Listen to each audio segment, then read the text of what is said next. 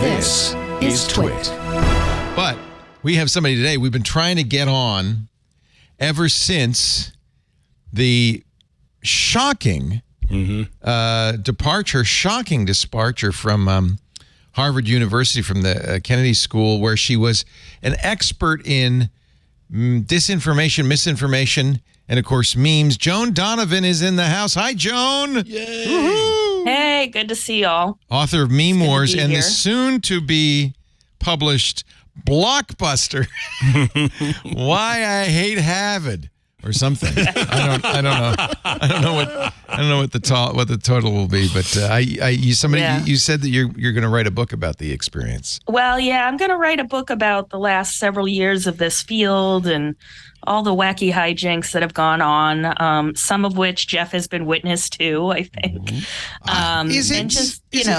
It's been pretty crazy. But big disinfo. I'm probably going to call it Anarchy in the Academy. I love it. That's I got to have something mimetic. It sounds like something Sartre might have written. That sounds good. You should immediately trademark that.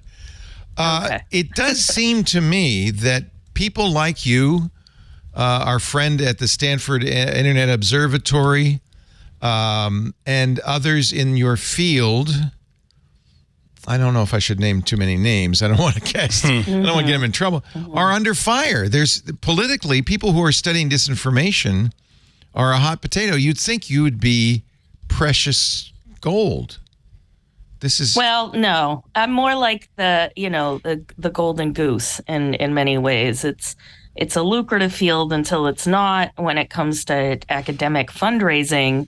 And I think, there's a lot going on. There's these congressional inquiries into this field of research. Jim Jordan, has been leading these quote unquote weaponization of the federal government hearings. And they've subpoenaed several different researchers. Luckily, I haven't been one of them because I wasn't involved. I would want to see that, Joan. I would want to see. Oh, you should testify. You should show up.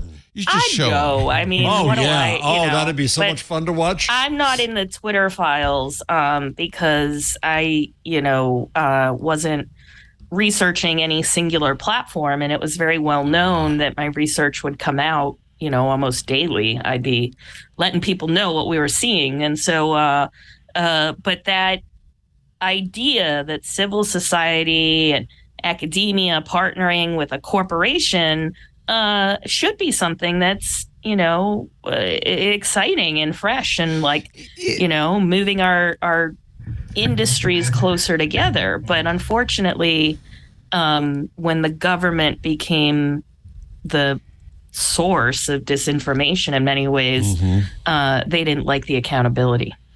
Is it because, I know we should mention that you're now at Boston University. I am. God bless the journalism department. You're teaching journalism. They're great. I mean, they called me up right when they saw in the paper that I'd lost my job. And they're so smart. Oh, yeah. Well, to her credit, the Dean, D. Christina, did ask me how I was doing. And we had been friendly because she was new in town, and I met her right before the pandemic and did some stuff with her over the pandemic events and whatnot. And so she was checking in on me, but also I felt like Boston University was going to be the best place for me, given that I wanted to teach journalism students and I wanted to have PhD students, and there are great public policy schools here, particularly one at Tufts, the Fletcher School, and there's great work being done at Northeastern. And so it was only natural that I would stick in Boston and keep working where my friends and my family and my colleagues are. You were at the Kennedy School researching online extremism, misinformation, disinformation, media manipulation. Will you get to do some of that research still?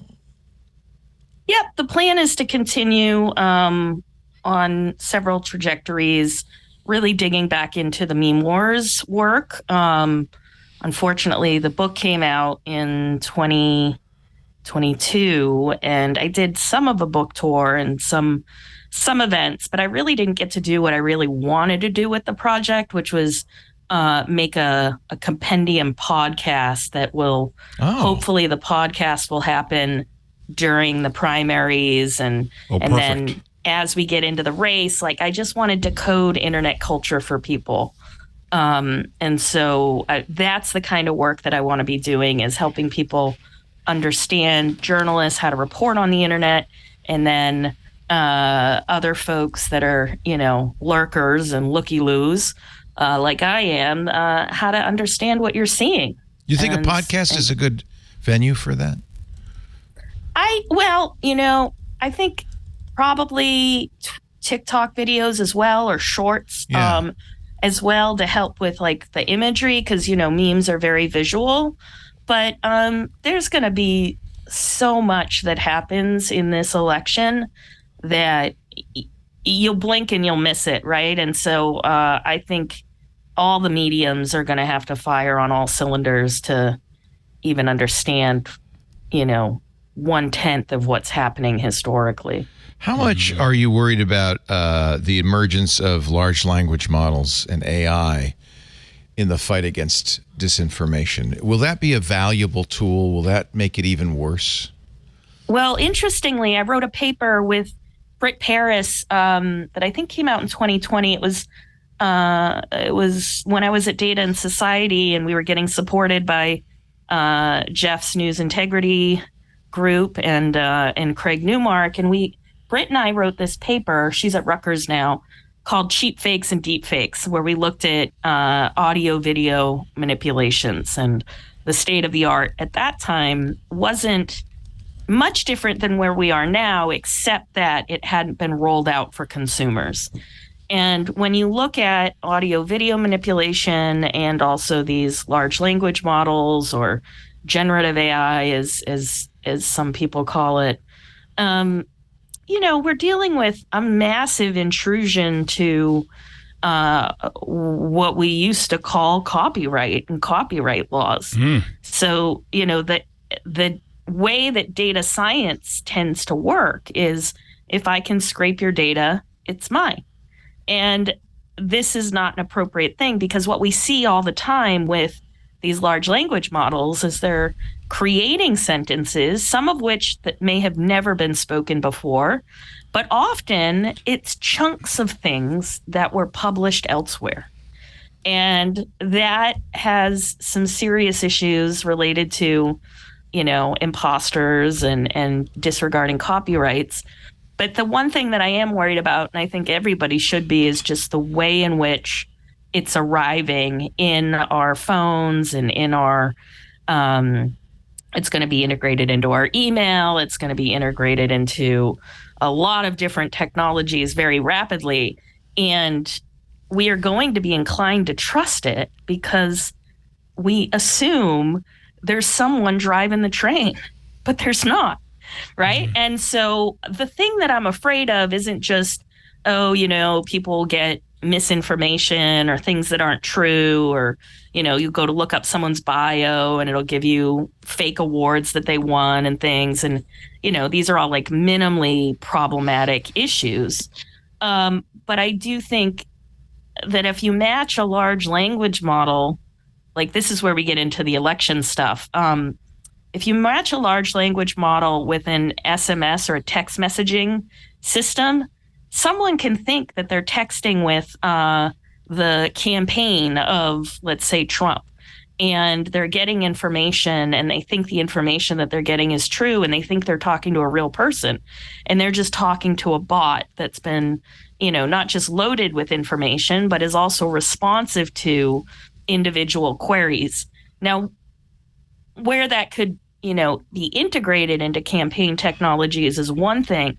But then I worry about just same things we worry about with robocallers and whatnot, is that the more responsive these systems are to individual queries, the easier it is to deploy imposters and to trick people. So if you think that you're talking to the campaign of, say, like Buttigieg or whoever, and it's really some kind of nefarious actor that's trying to plant information, they can do it on a massive scale for very low prices. And there's no real way for people to discern if they're the only ones that are seeing this, if other people are seeing it. It's not like advertising. Yeah, that was the problem with the Facebook the campaigns in 2016, is these were such small campaigns, no one would see them. You're not proposing, though, that copyright is one of the ways to defend against this, or are you? It has to be. I mean, it exists for a reason, right? I mean, I'm a child of Napster. I was an early adopter.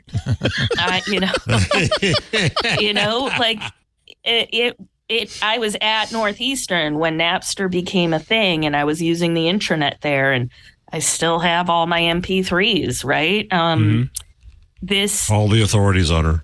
I know. Get Metallica. Just to get defend Metallica you, on the phone. I have hundreds of gigabytes of Metallica songs I got from Napster. So go ahead. I have no comment. Yeah, exactly. If Lars wants to come for me, that's fine. But all I'm pointing out is that we are witnessing this major disruption to copyright, and there's no champions right now that are defending people's right to their own art. And things have changed at different scales where, in some instances, copyright is around to make sure the artist gets paid. In some instances, it's been bought up by, hedge funds or whatever. I'm thinking here of Taylor Swift, and copyright is a problem for some artists. It's by no means a perfect technology or a perfect policy, but we do know explicitly that DALL-E doesn't have the permission to have all the data that it has. And,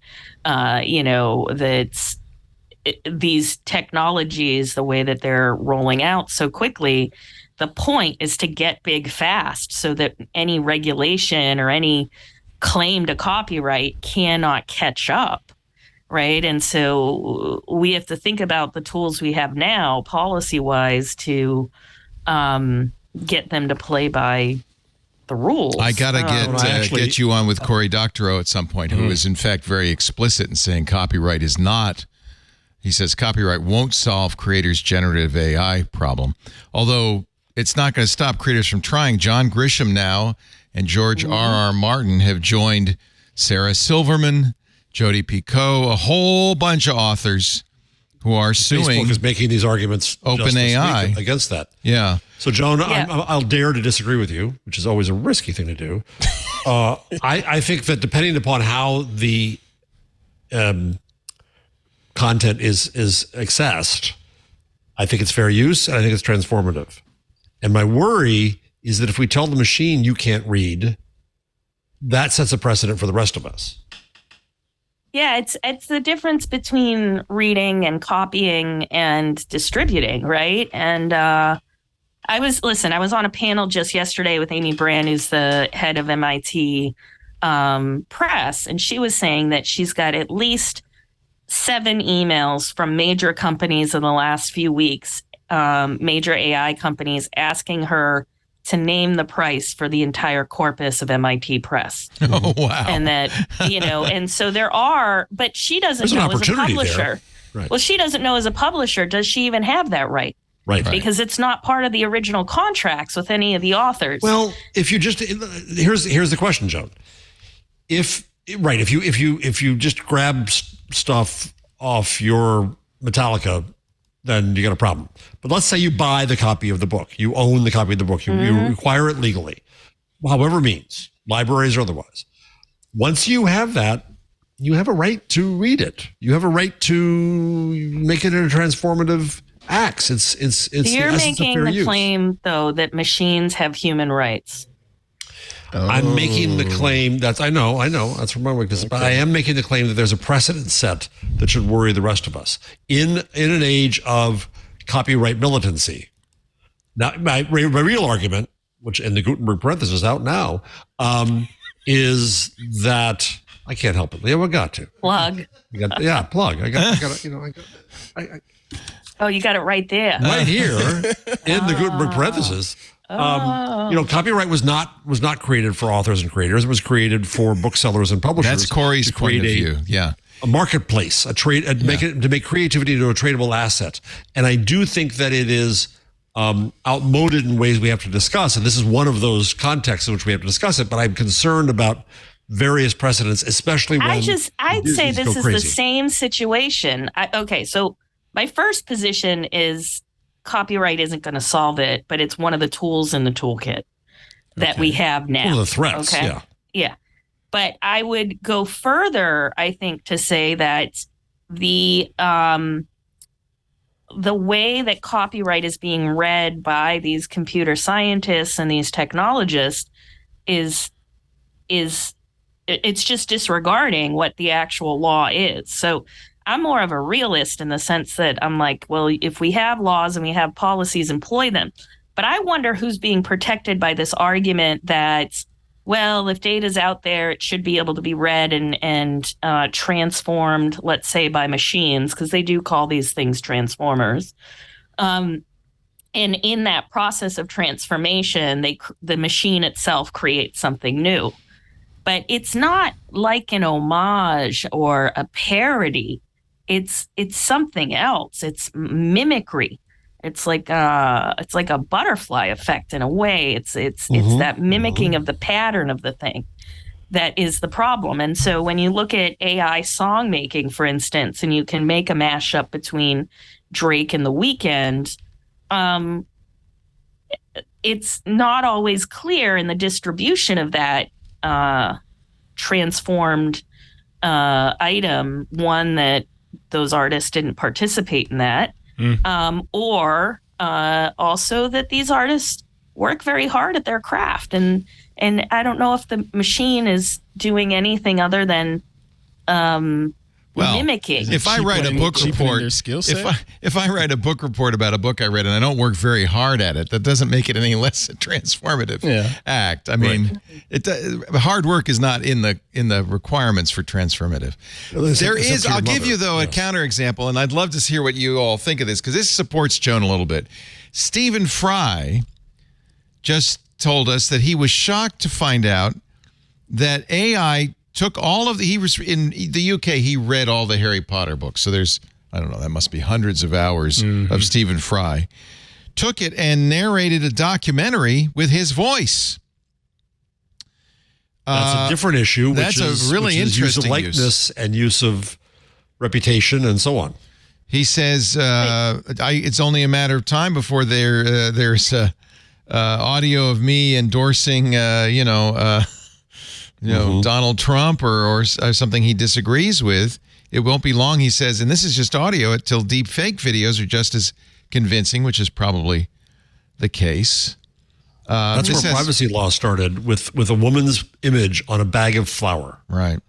And she didn't get permission for her image to be used. That's different from copyright. So his voice is the equivalent of image. But how is that different from a writer's voice? How is that different from George R.R. Martin's voice? That's a good thing that Joan's raising here. Is there a right to voice?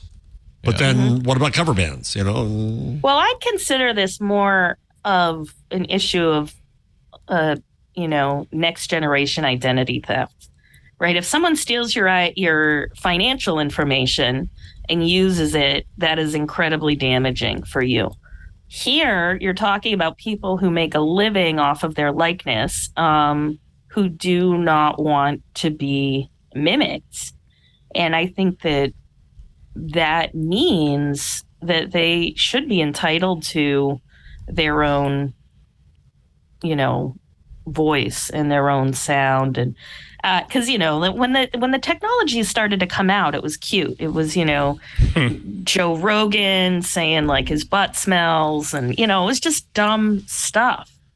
But now that it's here, you could ostensibly make entire TV shows with actors and actresses interacting, and they don't even need to be there. It's funny you say it was cute, because I remember, I think it was like 2019, 2018, I was at Adobe Max, and every like the next to the last day of the event, they always do their sneak peek of new products to come. And they were talking about voice synthesis. I can't say it. You know what I'm trying to say. Yeah. Synthesis. Just make it short. Synthesis. You don't have to say synthesization. No one could say it. And the the developer was up on the stage presenting it and whatnot, and they hit play, and it was former President Barack Obama. Yeah. Speaking in waveform. Right. And most of the time, when those events go off, the crowd is like, wow, so cool. But it got crazy silent. People started thinking about the implications. But Joan, didn't this come up? I mean, you wrote memoirs. Isn't this come up with memes too? The issue of you're taking copyrighted images and turning them into memes? It's the same thing, isn't it? Yeah, but there's supposed to be an element of parody, parody there that is interesting, and so far the courts have. It seems like, I mean, we don't have a real decision, but for the most part, the courts seem to have treated this as transformative, that it is covered by fair use, much as a meme would be covered by fair use. But yet, ironically, not covered by copyright. I mean, keep in mind that when copyright was created, newspapers weren't included, magazines were not included. Even when it arrived to newspapers, there was much debate as to whether or not it should include news articles because those weren't really creative. Yeah, Corey said more copyright doesn't benefit individual creators. More copyright just it benefits the big corporations that end up holding the copyrights. Right. Well, let's also remember the fights about DVRs and VCRs. Right. Right. That, oh my God, you're copying. How dare you? And then you couldn't get around it. Jeff, we were just time shifting. We weren't copying. Yes, exactly. That was the argument. That was the argument. Instead That's of against Betamaxes. Yeah. I can tape my shows because I'm just time shifting them. Listen, I don't think anything legal is going to be a panacea. I think the thing that we have to face here is that you have an industry that does not believe it has to follow the laws as they're written. And it believes that it's entitled to anything that anybody puts online. And that's going to create a lot of problems, whether it's problems for large corporations that own a bunch of copyrights or for individual creators who do not want their stuff put into these models. Now, I often think about things like I'm a normal person, and I think about it and I'm like, would I want my entire Instagram account to be in some kind of database somewhere where I don't have control over deleting it or not deleting it? And the answer is no. But the reality is yes. It's already done, right? And so I think sometimes we